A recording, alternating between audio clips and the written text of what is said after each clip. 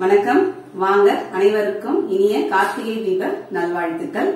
இன்னைக்கு பாத்தீங்கன்னா வீடியோ உங்களுக்கு லேட்டா தான் போஸ்ட் ஆகுது. மத்தியானம் இன்னைக்கு எப்பயுமே நான் கிருத்திகை படையல் படைப்பேன், எல்லாருக்குமே தெரியும் உங்களுக்கு.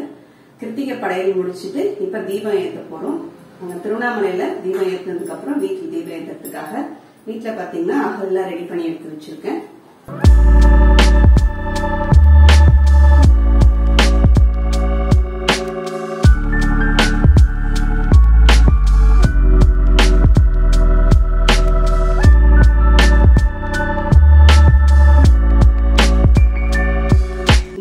பிரேக்ஃபாஸ்ட் கிடையாதுங்க, இன்னைக்கு லஞ்ச் பாக்ஸும் இல்ல, கிருத்திகை படையல் தான். வாங்க என்னன்னு பார்க்கலாம்.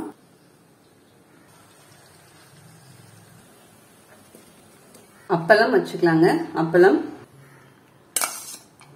வெண்டைக்காய் பொரியல்.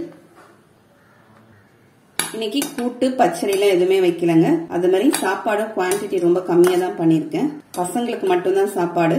நான் தீபம் பார்த்துட்டு தான் சாப்பிடுவேன், அதனால பசங்களுக்கு மட்டும்தான் சாப்பாடுங்க. சுட சுட சாதம், நெய், பருப்பு கடையல், சௌச்சோ போட்டு சாம்பார்,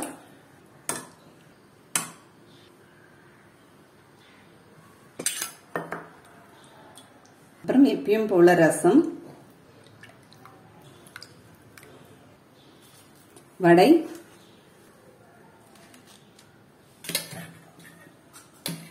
சேமியா ஜவ்வரிசி பாயாசம். என்னுடைய கார்த்திகை மாசம் கிருத்திகை படையல் அவ்வளவுதாங்க. தேங்க்யூ.